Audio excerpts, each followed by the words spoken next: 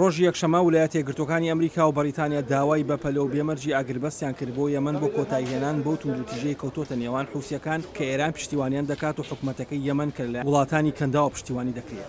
ئەو هاوپەیمانێ سەربازەی کە سعودی سەرۆکایەتی دەکات کەوتۆتە بەردەم ڕەخنە و ناڕزاییکی زۆرەوە هەر لەو کاتەوەی کە بۆردومانە ئاسمانیەکانی بۆ سەنعای پایتەخت دەست پێ کرد کە بۆ هۆی کوشتنی 140 کەس بە پێی خەمڵاندنەکانی نەتەوە یەکگرتووەکان و 82 کەس بە پێی خەمڵاندنەکانی حوسیەکان. وەزیری دەرەوەی بەریتانیا بۆریس جۆنسن بازەوە دەکات کە شەڕ لە یەمەن بۆتە هۆی پەرەسەندنی نیگەرانی نێودەوڵەتیەکان. هەروەها دەڵێت ئەو کوژاوانی کە دەیبینین گەیشتوتە ئاسێ کە جێی قبوڵ نیە. هەروەها باسی لەوەش کرد کە ئەمڕۆ کۆبوونەوەیکی زۆر گرنگیان هەبووە سەبارەت بە ئاگربەستەکە کە دەبێت نەتەوە یەکگرتووەکان سەرپەرشتی بکات. ڕۆژی شەممە جەنەڕاڵی ئەمریکی وتبووی کە کەشتە جەنگیەکانی جارێکی دیکە لە دەریای سوورەوە کەناراوەکانی یەمەنیان موشکباران کردوێتەوە. هەروەها وەزیری دەرەوەی ئەمریکا جۆن کێریش دەڵێت کە پێکەوە لەگەڵ بۆریس جۆنسن و لەگەڵ نێردراوی تایبەتی نەتەوە یەکگرتووەکان ئیسماعیل ئۆڵد شێخ ئەحمەد بۆ جێبەجێکردنی ئاگربەستەکە کە دەبێت لەلایەن پارتیەکانیشەوە دەم و دەست لە توانادا بێت جێبەجێ بکرێت.